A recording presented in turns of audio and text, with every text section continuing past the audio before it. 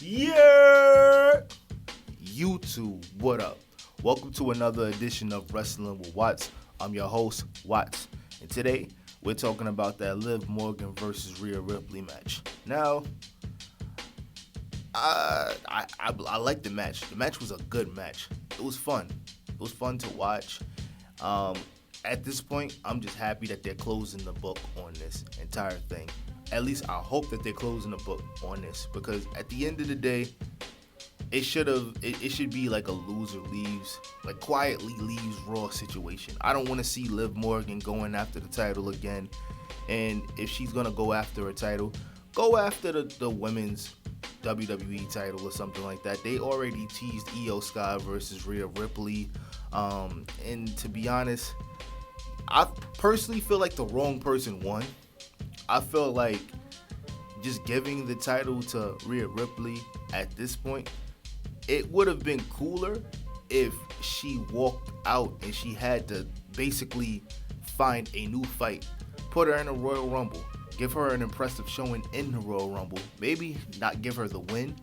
And if y'all do give her the win, give her the WrestleMania match via qualifying for it in the Elimination Chamber or something like that.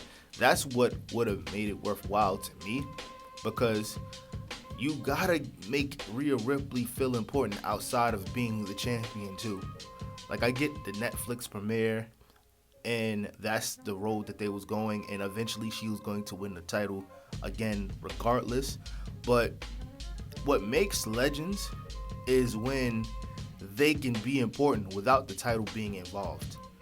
And this is clearly what Triple H is pushing and stuff like that. He's pushing the idea that, all right, Rhea Ripley has to be the champion. Fine. But it makes people want her to be the champion more when she's not the champion and she can make the angle or make things feel important. Like, let's take Seth Rollins in 2018, for instance. 2017, that run where he was the Intercontinental Champion. Now, granted, he was a champion, but his quest to become the Universal Champion is what made everything worthwhile. He was the hottest thing since sliced bread in the WWE at the time, having great matches with the likes of Finn Balor, having great matches with The Miz, having great matches with all these guys, but he's not in the World Championship picture. He's just having great matches. He was the MVP, won the Royal Rumble. They made this man feel important, and he wasn't really the champion, the world champion at the time. It made people want him to become the world champion. Yo, he put WWE Raw on his back. He should definitely win the title at some point. He was having great matches with Dolph Ziggler, Drew McIntyre. Like 2017, 2018 Seth Rollins is probably, to me, like one of the best versions of Seth Rollins. I think to myself, I'm like, damn, if we got this version of Seth Rollins with pre-injury Seth Rollins, that would have, to be honest, he would have been in them conversations a lot sooner. A lot sooner. Now, to me, he's in those conversations, and he always was in them conversations, and it's definitely going to have to be like a shift of where his place is in the greatest of all time, because he's definitely creeping and been creeping into that top 10 for a very long time. But this is not about that. This is about Rhea Ripley and building Rhea Ripley's legend. I love Rhea Ripley. I like her matches. She's pretty good. But you guys got to make her feel important without being in the championship picture. That's how you make a legend. That's why Bianca Belair is such a big deal. That woman hasn't sniffed the Women's World Championship in almost a year. Probably a little longer than that. But real talk, that woman feels important no matter where she goes and what she does. She's in the tag team division right now, and she still feels more important than 99.999% of the roster. That's how you create a legend. And I'm not the biggest fan of anything that Vince McMahon does, but he made Bianca feel like a legend. Like she's another one creeping into that top 10 creeping into that top 5. And that happened because she's important without being the world champion. Her quest for the title is just as important as her being the champion. That's what they got to do with Rhea Ripley. They got to keep her, like, of course she won the championship. She's the champion now, women's world champion.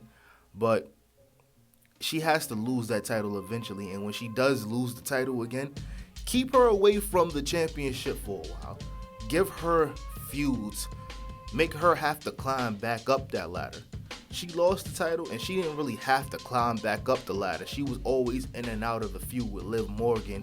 So off rip, we already know that was eventually going to mean that she was going to have to win the title, or she was going to eventually win it back. A testament of a great wrestler is being in feuds and feeling important without the title. That's why Kevin Owens is so great. That's why Sami Zayn is so great. Because these guys are good and they make you care about the feuds without even it being a championship on the line. You know, guys like Drew McIntyre, he won the World Heavyweight Championship for like 2 seconds, yes. But for the most part, he's been in feuds that didn't concern the championship and people care about him. Seth Rollins. The list goes on. That's how you create a legend. So Triple H, I don't know if you're ever going to see this, but that's how, if you want to create a superstar, the legend that you're trying to do right now with Rhea Ripley, and you got plenty of time. She's only 27, 28 or whatever. She's still fairly young. People don't start reaching it. Even the women don't start reaching their peak until 29, 30. But if you guys want to turn her into that person, y'all want to turn her into bigger than China, once she comes off that title, whenever that may be, you got to give her some meaningful feuds that's going to be important and it's going to etch her name in that legendary status without the championship being involved. Yes, in the past, the championship being involved created the legend, but we're in a different era now. So we got to use different tactics to make people care, keep people invested, because what are y'all going to do now that she's the champion? That's what I want to know. I want to know what she's going to do, who she's going to face going into WrestleMania. That's going to be fairly interesting, and I'm looking forward to it. They can't mess that up. But I want to know what you guys think.